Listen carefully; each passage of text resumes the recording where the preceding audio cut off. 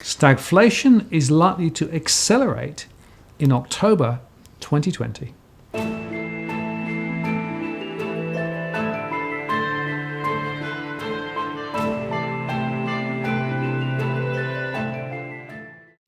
Martin North, John Adams, in the interest of people. Hello, John. Hello, sir. Pretty gloomy headline, that. Yes. We have done a couple of shows in the last month or so talking about stagflation. And just to remind our audience, stagflation is elevated unemployment, suppressed economic growth at the same time that prices are rising. So a lot of middle-class families typically get squeezed in this sort of scenario because of suppressed income and the cost of living pressure. What I think is important in this show is to give our audience a bit of a warning that we've got a view that this process is going to intensify going into October, which is about 6 weeks away. And this will coincide with the end of JobKeeper. The fading of JobKeeper, because it's still going to go, but at lower levels, right? Yes. Yep. So the current version of JobKeeper will end in September. There'll be a reduced payment with lower eligibility criteria starting October. And it was alarming that in the last week, just anecdotally, I was hearing stories from various people in the small business community saying that as we start into October, there'll be some businesses shutting shop. There'll be a lot of job shedding, so we will see a spike in unemployment. And this is obviously anecdotal, and this is where you and I had a conversation. I said, well, how does this sort of square up with your household data? And you said that it was pretty much in line. And so while a lot of people are, we know a lot of people are struggling because your stress data is saying that mortgage and rental stress is elevated. One of the things that has deeply concerned me because of this lockdown policy has been mental health, has been suicide. There is clearly something going on across the country, particularly in Victoria, around self-harm. I would say that the mainstream media is not giving fair justice to that point. And I think we still have a situation where we have an alignment of elite interests pursuing a particular public policy path on COVID, and there's very little criticism or critique as to, are the benefits of lockdown still outweighing the costs, or the costs are starting to rise up? And obviously we've seen in the last month the COVID technical lead at the World Health Organization has now said that their official stance is do not lock down on a national or semi-regional basis because the costs outweigh the benefits, and we're starting to see that at the moment. And I think that as we get into October, that will intensify. And part of our mission, if I could put it that way, going back the last couple of years, has been to educate the public, or those who wanted to listen to us, and give people forewarning so they could adjust their financial circumstances, so they could handle adverse economic conditions. And some of our audience have done that, and I think they're in better shape today relative to if they never heard of us and what we had to say. But for those that are treading water, as we get into October, and knowing that unemployment is expected to surge to 10% by Christmas, if you're not in the best financial shape today, my suggestion is you take whatever appropriate steps is relevant to your circumstances sooner rather than later, because I think things are going to get far worse as we go forward. Yes, and there's a few points to make there, John. The first is Ross McEwen from the NAB last week said that his view was that there are some people with debt that they won't be able to handle, and they may have property, and they should perhaps consider selling sooner rather than later. And he was using his experience from the global financial crisis in the Northern Hemisphere. And talking about the experience a decade plus ago, we interviewed Eddie Hobbs in Ireland just, about a year, 18 months ago. And I remember him quite clearly saying, don't think of this just as a financial crisis, right? This is a social crisis. And the long-term mental health issues and the broader social issues are much, much more significant than people recognise to start with. right? Yeah. And that this sort of stuff, particularly the downturn and then the recovery, takes much longer than people think, and many people get damaged on the way through. And quite often there aren't sufficient support processes and mechanisms in place to deal with this. In other words, everybody's worrying about the numbers and trying to fix the finance rather than the broader issues. So there is a really important point here about, if people are feeling stretched and under pressure, they should reach out and essentially seek help rather than just assuming that magically it's going to fix itself, because it's not going to. Yes, and one of the points that we made talking to each other before we started recording was because of the new lockdown procedures in Victoria, state of emergency / state of disaster, we're going to see that the peak in unemployment is going to be higher than what was initially estimated. But also, your point to me was that this is going to go on for longer than the initial forecast, and not sure how many Australians have fully come to terms with that particular point. Yeah, so there was a lot of talk about V-shaped recovery, snapping back. I remember even a lot of politicians were talking about that. I don't hear anybody saying that now, right? CBA, when they gave their latest update, said this is going to be a U-shaped thing and it's going to take some time. Most of the people that I'm now talking to would agree that if you look over the next 2 or 3 years, our GDP, it'll come up, but it will still be below where it was before we started, right? Even in the RBA's scenarios, that's true. So from RBA through to some of the more mainstream economists, they're all saying this is going to be a longer, slower grind than was previously thought. Indeed. One of the points. So I mean, before recording this show, I had a look at the minutes from the RBA recent board meeting, and there was a couple of things that sort of jumped out at me. One was that they said that 30% of the working age population in Australia is on some sort of support payment. Yep. So JobKeeper, JobSeeker, or some in terms of some other payments, and obviously. Now, JobKeeper 2.0 is going to go to March. That's what we understand in terms of what the government has announced. But 30% of working age population, we're talking millions of people. And obviously, when you go from JobKeeper 1.0 to 2.0, hundreds of thousands, if not a few million, will be off some of these payments. And how much financial buffer do these people have to face the grim reality of not just having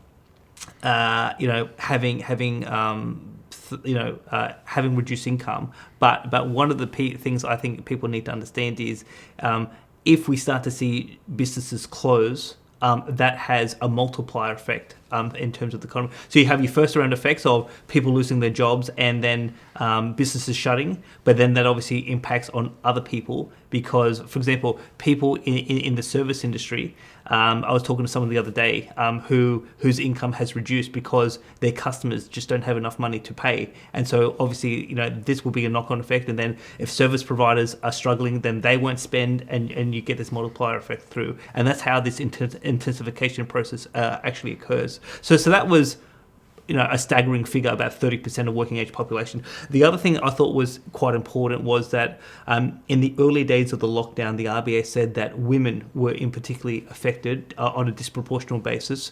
But in the most recent sort of maybe 1 to 2 months, it is actually impacting men more.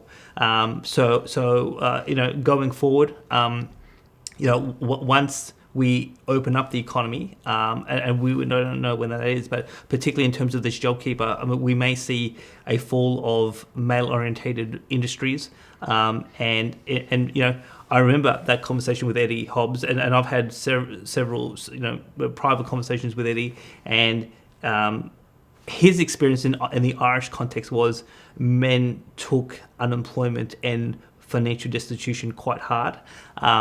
So obviously being male, so I can understand why that is. And if men are losing secure employment on a greater scale than women going forward, that's going to be quite bad, particularly around mental health. Yeah, and something else to add there, John. In my surveys, in the early weeks of the lockdown, a lot of the jobs that were actually going away were short part-time jobs, people working a few hours here and there, right? Some of those came back, some of them didn't. But we're now getting into what I call structural unemployment, where larger firms are recognizing the economic downturn that they're facing, and they're starting to squeeze their workforce, shrinking layers, getting rid of middle managers. A lot of those people are, one, better paid, and two, have a greater tendency to be male, right? Yes. And it's those who've been in secure work for a long, long time are suddenly now facing the grim prospect, potentially, of not being in work. And quite a few of them are actually at the age group where it's quite complex for them to get more work, right? Yes. And in fact, in my financial confidence index, those who feel more at risk from loss of jobs has hardly ever been higher in my index, right? And it's that phenomenon which I think is the one that people haven't got their head around yet, right? So it's a different mix of unemployment that we had early on. Yes. And unfortunately, I think it's structural. And I think we're going to see more of it as more firms come to the conclusion that this is not going to be V-shaped. We've therefore got to right-size our business for the long term. And that means less people. Indeed, indeed. Now, where I want to take the conversation, Martin, is that I asked you to retrieve some of your data around the SME sector because the small business sector, SMEs, they are the workhorse of employment in this country. And so we've got a couple of graphs we're going to put up. So now we're going to put the first graph up. And now, just to be clear with our audience, your survey question is, what are your prospects, or do you believe you will survive in the next 6 months? Yeah, I thought I'd be a bit provocative. So we've been running this survey all the time, but I added a few weeks ago an extra question, which was essentially think ahead into January next year, right? By then, do you honestly think that your business will be surviving or not? Yes. Right? And basically, I gave them a choice of a range of answers from definitely yes to definitely no and a couple in between, right? And then what we did, we actually weighted those answers. So what you've got there is a weighted score. Yes. And I was quite scared and surprised by the data, because what this says is there are a lot of people who are basically saying, I think it's quite unlikely that I'm going to have my business, in any form in 6 months' time. Indeed. So I took your data and so I just did, I worked out the percentage of failure rather than the percentage of survival. Yep. And basically, so let's put this on the screen. So what we can say is that if you are a state or territory outside of the ACT, you're looking at least 31% or higher of businesses saying they won't be around by Christmas / by January 2021. The ACT was about 23% in terms of their failure rate. So again, when you're looking at basically a third of the SME sector being decimated because of this policy, in terms of the lockdown, and obviously because of the scale back of JobKeeper and other support payments, that is a very bleak picture, to be honest. Yeah, it is. And I was shocked when I saw it. And then if you're looking closely, it's Victoria that has the worst survivability, right? And that's obviously to do with the latest lockdowns. Tasmania, because so much of Tasmania is supported from tourism, and of course tourism is hardly there at all at the moment, and therefore your point about the support services to other businesses is absolutely right. And yet the ACT, because it's government, because they're still paying happily. Yes. But even there, some of the restaurants are closing, some of the other service industries are closing.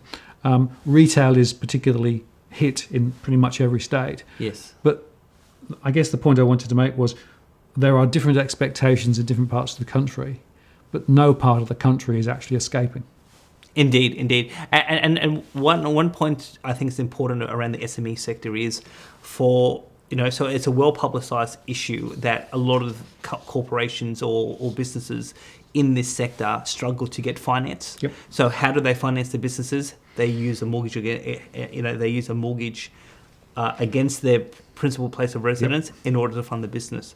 So, if a third of businesses are going to go under, their ability to service their mortgage and to keep a roof over their head. I mean, there are some knock-on effects for these business owners as well, which is, which will be quite serious. I just want to pick up your point. When you say go under, right, that to me implies a collapse, right? There are some people who are actually managing their business down deliberately, so they're deliberately closing it, Sure. right, rather than actually just carrying on and falling off a cliff, right? Mm-hmm. And it's interesting that a few people in the survey referred to the help that's being provided by the Small Business Council, who are actually providing a range of advice as to how to deal with this and how to actually manage your business down so that you can close it elegantly. I think that's quite important. And what I'd say to some of the SMEs who perhaps haven't yet thought about this is, be honest with yourself about the future prospects. Don't just hang on hoping, right? It's important to manage this process, because actually if you do manage it, then the exit can be more elegant. It's not nice, but more elegant, rather than just it all falling over in a heap. Sure. So I'm happy to take that point. But even if you manage it down consciously, dare I say, you'll be still doing that at a commercial loss. Oh, I don't disagree. Yeah. But also, once you do close down, even if it's a conscious wind down, how do you service the mortgage? Yep, I agree, and it's a big deal. And roughly about 40% of SMEs have financed via their mortgage, right? And so if you apply this sort of rough weighting to it, there's a lot of mortgages that are at risk. Yes. For the commercial sector, as well as those who are actually in the retail sector as well. The standard mortgage for normal households as well. Indeed. So I want to go to now slide 2. So what I did was to look by sector. Yep. And so obviously arts and recreation services is the sector of the SME sector that is most in trouble. Then we have education and training, accommodation and food services, retail, trade, construction, other services, rental, hiring and retail, estate services, administrative and support services. Yes, and if you think about this list, right, arts and recreation services, there are a lot of independent, small people who provide services to, theatres and film and everything else, right, as well as the entertainers themselves. So that's not at all surprising. Education and training, a lot of the universities are scaling back on part-time teachers because they don't have students, right? Yes. So there's no surprise there, and a lot of people also are finding it's harder to get training than previously. And of course, accommodation and food services, well, that's all to do with tourism. Yes. And all to do with the fact that people are not visiting the CBDs and they're not going into the office, so therefore they don't need their coffee in the morning. And it's all of these connected consequences, right? Yes. And another one, real estate agents, right? Yes. There are a lot of real estate agents who are saying they're not going to be here in 6 months' time as well. So almost wherever you look, it's a very grey story. Indeed, and the real estate story is so obviously you've done some shows. Edwin Almeida's been on this program as well. He's talked about a lot of agencies, real estate agencies, doing it tough pre-COVID. And I think he was on multiple programs last year talking about how a lot of agencies were scaling back staff. They were basically sort of using their own personal cash flow to continue the agency going. And obviously, for a number of these real estate companies, they'll be shutting up shop. Yeah, and they'll be pushing auctions like there's no tomorrow, because if somebody agrees to run through an auction, they actually get paid up front for the fees to arrange the auction. Mm-hmm. And a lot of estate agents are really only getting income now from those auctions preparations, right? Because the sales are not very, there's not much momentum in sales. Yeah, and the other thing is that in terms of rental rolls, I mean that's obviously being affected as well. Yes, absolutely. So unfortunately, the real estate sector is not going to be immune from this. Indeed. Now so the last graph I want to put up is obviously you broke down this data about survivability in terms of the number of employees, and what we can see is that SME firms with a smaller cohort of employees are more at risk of closing up in terms of their expectation versus firms with more employees. But obviously the SMEs with more employees, they may still be in operation, but you may see that they are scaling back the number of employees that they have. A lot of this is at the sharp end, small businesses, sole traders, or people with very small numbers of employed other people, right? And interestingly, as you go up the scale, they feel more likely they're going to survive.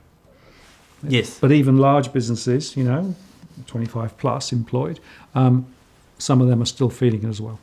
Yes, indeed. And so even if you are employed in some of these larger firms, they will be cutting back on staff. Yep. And the question will be how much. And a lot of that is quite uncertain because of, the policy parameters. So, I think an important point to make for the business community is very hard to plan when the politicians keep on changing in terms of the goalposts. Are we opening up? Are we locking down? To what scale are we locking down? Are we scaling back stimulus? Are we increasing stimulus? One of the things that I remember a political candidate about a decade ago, he said the most important economic tool politicians can use is certainty, because the more certain you give the business community, the better that they can plan, the better they can allocate capital. And when you have a highly uncertain environment, it's not conducive to economic growth. Because people just cannot get on with running and growing their businesses if they just don't know what's going on. Yeah, and the uncertainty, of course, is driven partly by the virus popping up and going away and popping up, and closures and half opening and closing. Right. It's also, I think, being driven by the changed attitude from the finance sector and the banks and how they're dealing with the debt issues. And I think we're going to see more of that ahead. So that's something else we might want to think about. And the fact that even if we get things under control locally and maybe the local borders open, we've still got the international context. And, Qantas came out today and said they're not expecting the international flights to start in earnest until next July. So, another example of more uncertainty. Indeed. And so with this uncertainty and knowing that there is a crunch coming in October, obviously we're starting to see more calls for stimulus. So we've started to see, obviously, and we've sort of spoken about in this conversation, we have seen some already extensions around stimulus, around JobKeeper 2.0, around mortgage repayment holidays. The Victorian government came out with a policy announcement today about the extension of you can't evict your people renting your property in terms of landlords. You're not allowed to increase rents for the rest of 2020. So we are seeing some stimulus, and obviously just to go to Harry Dent, without the stimulus, his scenario would absolutely happen. Deflationary depression, crash, 40 to 80% fall in property. We would be in the midst of that right now without the stimulus. And so going forward, the question about for Harry, and I don't know if you're going to have Harry on soon on Walk the World, is with the stimulus that has happened to date, is this enough to keep the debt bubble intact or not? Because what I suspect we are going to see, and this is where my views on stagflation come in, is not only have we seen a sharp uptick in the growth of the money supply, the most fastest growth in 11 years. People, and this is the Reserve Bank governor, this is the CEO of the Commonwealth Bank saying that this stimulus is not enough to keep this debt bubble going. We need more stimulus, and that more stimulus, whether it is more payments or whether it is more support for the banks in terms of direct credit lines from the RBA, or whether it's additional quantitative easing to keep bond yields down, there are calls for more stimulus, and that means more money printing. That means inflation. At some point in this, at some point in the cycle, whether it's going to happen now or into 2021. Yep, and certainly the inflation story is beginning to appear. So, for example, some vegetables are now more expensive than they were, right? It came through my surveys, people saying, actually, I've noticed price of everyday things are going up. Yes. My wages aren't. If I've still got a job, my wages actually are static, but the costs are rising. So there are some early interesting indicators now of some inflationary pressures. Now, how widespread those will be and how far across the economy they go, I don't know how far it's going to be. It's too soon to say, but that's a concern. Indeed. So going into October, my expectation is we will see some new announcements. We're seeing some announcements today, Yep. but like in the current sort of environment about a whole host of extensions of policy, and obviously around the suspension of insolvency laws, the RBA has called for those to be extended as well. So as we get through to October, as we see this wind down of JobKeeper now. Once we get to October, maybe the economic impact is too great, and they relent and say, no, we're going to keep the current version of JobKeeper for longer. We'll have to see. But I do expect we will see some stimulus. And we've spoken about this off camera. There is an economic element to this, but there's a highly in charge political implication around this, and particularly around the Prime Minister. I dare say that the Prime Minister is going to rack up as much debt as he can to keep his electoral prospects in play, and the only thing that's stopping him is the bond market. So as long as the credit rating agencies continue to give Australia a AAA credit rating, and they can rack up more debt, because when you think about monetary stimulus, in terms of conventional policy, we are at the end of the road. Now, obviously, we've done the QE here and around the world. Interesting that New Zealand in the last fortnight has now said that they announced additional bond purchases, and they said we are now preparing for negative interest rates. Not that we're doing it now, but if the circumstances turn down more sharply, they will go down negative interest rates. And we were criticised in some quarters last year when we covered the RBA's when Philip Lowe gave his speech about negative interest rates and said highly unlikely that we'll ever even touch this. It's not on our radar. And yet last week, when the RBA governor testified to the House of Representatives Economic Committee in response to the situation in New Zealand, he did say, we still think this is bad policy. It's not our most preferred approach. But what did he say? He said, we do not rule this out. And again, politicians in this country and bureaucrats are not very transparent. They dance around words. They try to obfuscate in terms of what their real intent is. But then anytime they say we do not rule this out, well, it's pretty much that's where we're going to head. And it's all the things that we raised about. And obviously, the big issue around negative interest rates is cash, because cash is the Achilles heel of this policy. When you go to take your money out of the bank and you hold it in a physical form, so the war on cash, negative interest rates, all the things we've been warning about is obviously if we start to see New Zealand head down this path, negative interest rates could easily be on the table in 2021, and again, the government and the RBA, most importantly, has not given us an exit plan. So they've taken us down this path for 20 years, built up the biggest debt bubble in the history of the country. We're now into the most extreme fiscal and monetary policy that we've ever seen in 200 years. And how do we go back to normal? And the answer is, from an economic point of view, we can't. Because if we ever did, or ever attempted to, this debt bubble would fall on its face, and Harry Dent's thesis would be correct. And obviously, they're trying to stop the Dent thesis from coming to reality. But in the process of doing that, there's a consequence, and the consequence is going to be the debasement of the currency. And this is where the stagflation comes in.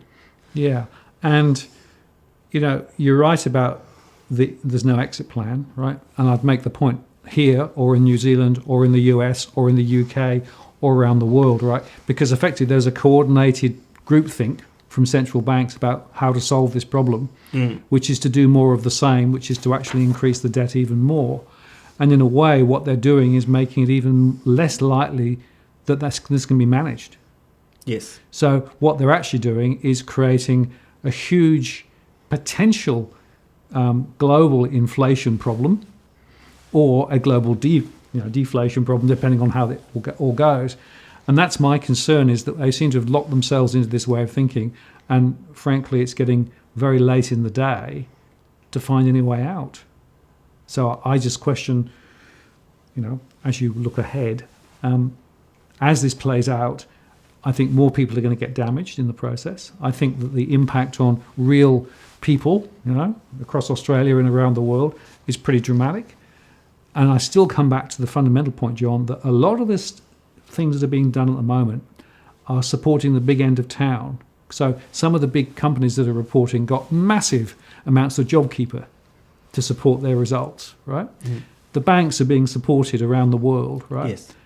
The problem is that all of this stuff that they're doing is supporting the big end of town, large companies, I'm very concerned that we've lost the plot when it's actually thinking about everyday Australians and about what's right for them going forward.